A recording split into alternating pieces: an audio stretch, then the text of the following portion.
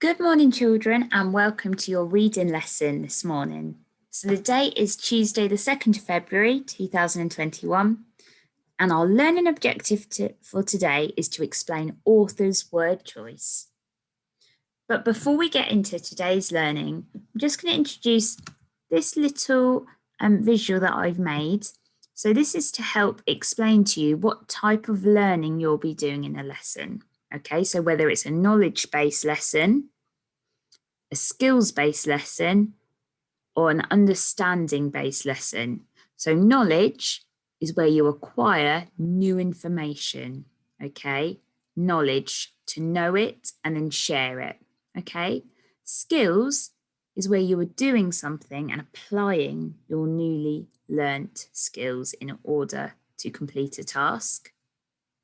And understanding is where you explain it or prove it, okay? So today's lesson to explain author's word choice, and they can be a combination of more than one.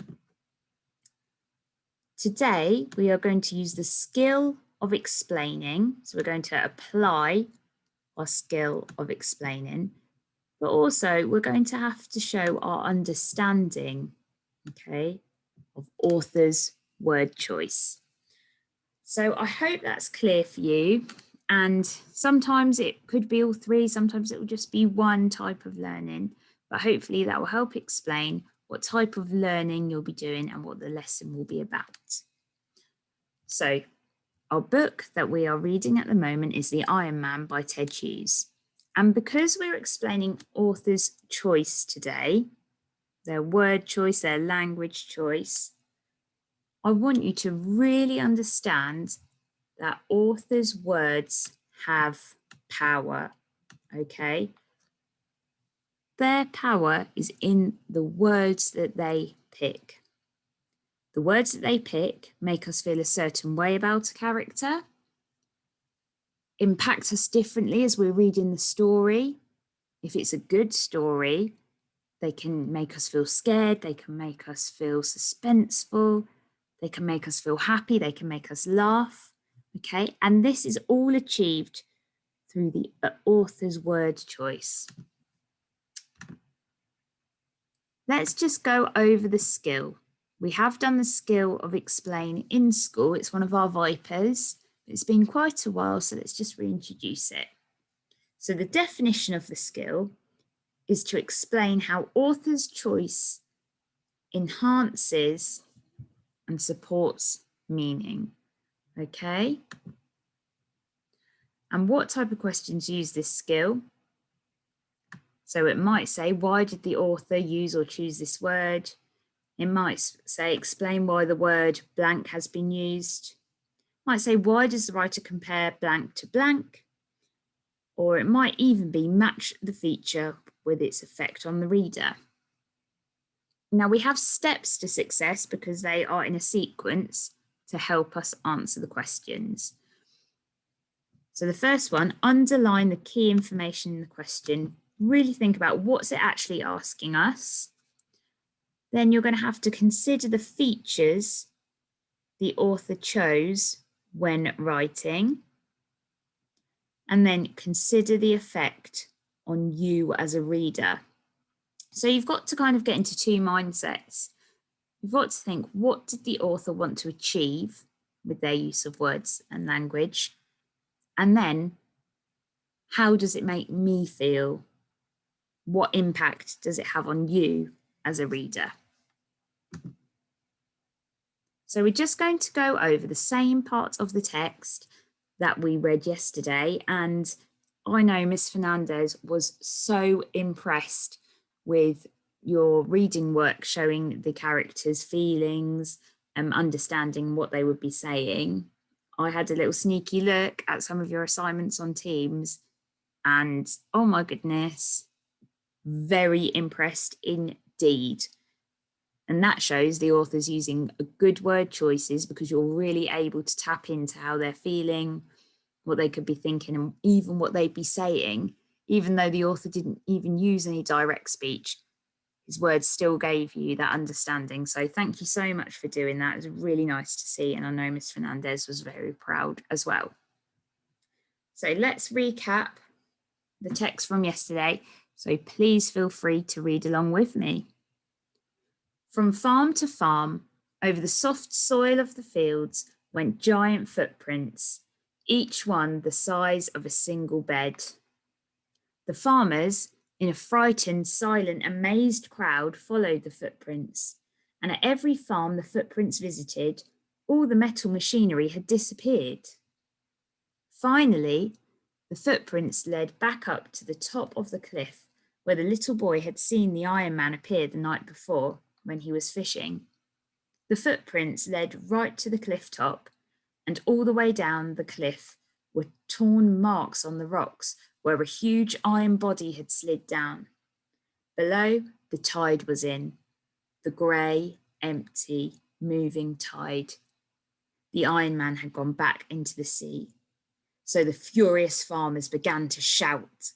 The Iron Man had stolen all their machinery. Had he eaten it? Anyway, he had taken it. It had gone. So what if he came again? What would he take next time? Cows? Houses? People?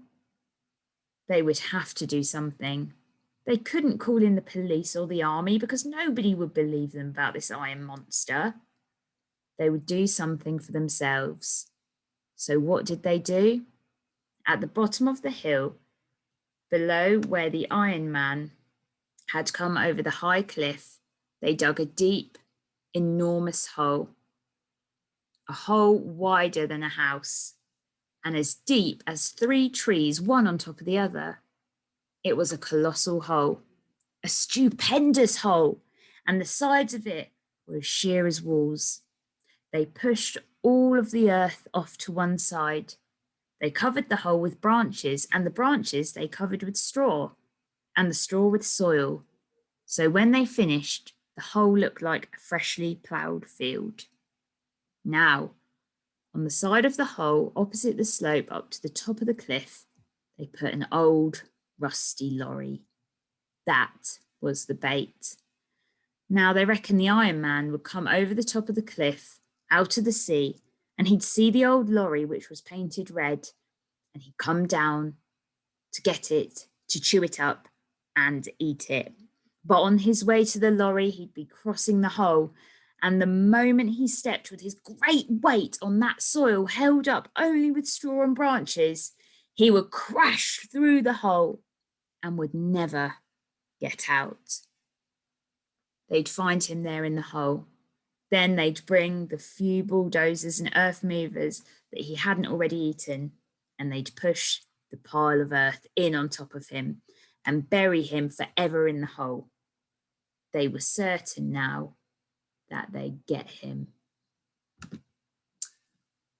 Right, so our first question. From farm to farm, over the soft soil of the fields went giant footprints, each one the size of a single bed. So why has the author chosen to compare the size of his footprints to a single bed? What effect does that have on the reader? How does that make us feel about the Iron Man? What was the author trying to achieve with that? So was it to show that the farmers felt sleepy because it was the size of a bed? To show that the Iron Man had travelled far? Or to show the sheer size of the Iron Man? So if you've got a single bed in your house, I want you to pause the video and just go and have a look at it. Look at the shape and the size, and then come back and answer this question. Now, you can even go back to the text and just really zoom in on that part.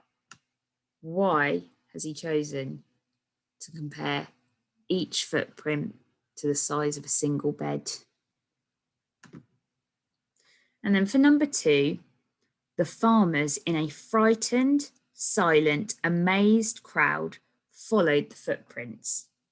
Why has the author chosen to use the word amazed? To show that the farmers are shocked, to show that the farmers think the Iron Man is amazing, or to show that the Iron Man is from the Amazon. So go back to the text, read that part, read the context. There it is. And then think, how is the author trying to portray the Iron Man at this point in the story? How do the farmers feel about it? And what impact is he trying to have on us as the reader? So if you have access to the Teams, you can stop the video now and go ahead and do your quiz on there. If you don't, I'm just going to put each slide up and then you can pause it and just write number 1 and then the answer, number 2 and then the answer. Don't worry about writing out the question. So here is number 1 and 2, so pause that there. Here's question 3.